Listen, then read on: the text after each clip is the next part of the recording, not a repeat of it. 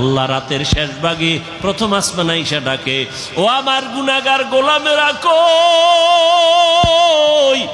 শয়তানের ধোকায় পড়ে গুনাহ করেছো, আমি আল্লাহ ক্ষমার দরজা খুইলা ডাকতেছি। আলা মিন মুস্তাগফিরিন ফাগফির লাহ, আলা মিন মুস্তারজিকিন ফারজুকা। ও গুনাহগারেরা, গভীর রাত, এখন সব অন্ধকার, অন্ধকারে কেউ কাউকে দেখে না, উঠো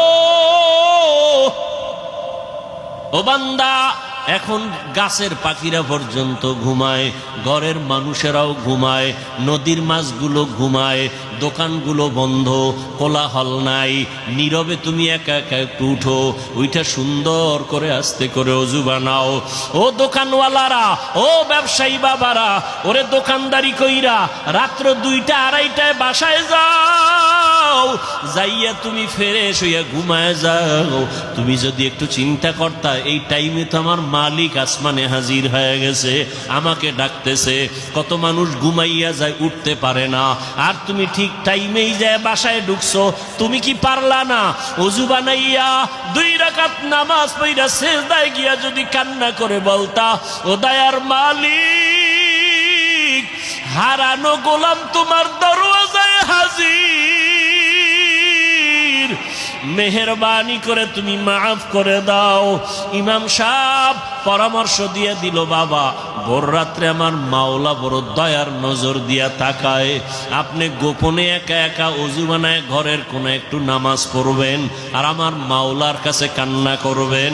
চোখের পানি দেখলে মা বাবার মায়া সন্তানের দিকে বেড়ে যায়, ছাত্রের চোখে পানি দেখলে শিক্ষকের মায়া বেড়ে যায়, আসামির চোখে পানি দেখলে বিচারকের মায়া বেড়ে যায়। ওরে ওদের থেকে আমার আল্লাহর মায়া কি কম? আল্লাহ বলে, গোলাম তোর মা বাবার থেকে আমি মাওলার মায়া যে কত গুণ বেশি। সন্তানের কান্না দেখলে যদি মা বাবার অন্তরে মায়া হয়, ওরে ওই মা বাবাই তো তোরে বানায় নাই, এত সুন্দর চেহারাটা দিয়া বানাইছি আমি, তোর জবান দিয়া কথা বলার শক্তি দিয়েছি আমি, আরে তোরে খানার ব্যবস্থা করেছি আমি, ঘুমের ব্যবস্থা করেছি আমি।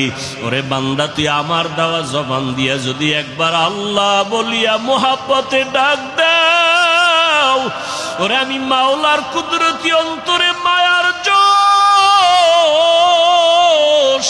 আমি আল্লাহ পাক রহমতের দরজা দিয়া তোরে ডাক দিয়া নিয়ে বলবো, আয় আয় আয়।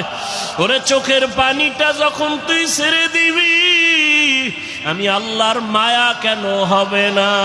99 গুণ মায়া নিয়ে আমি তোর দিকে তাকাইয়া থাকি। কখন তুই জিহ্বা দিয়ে আমি আল্লাহকে মায়া করে একবার আল্লাহ বলে ডাক দিবি?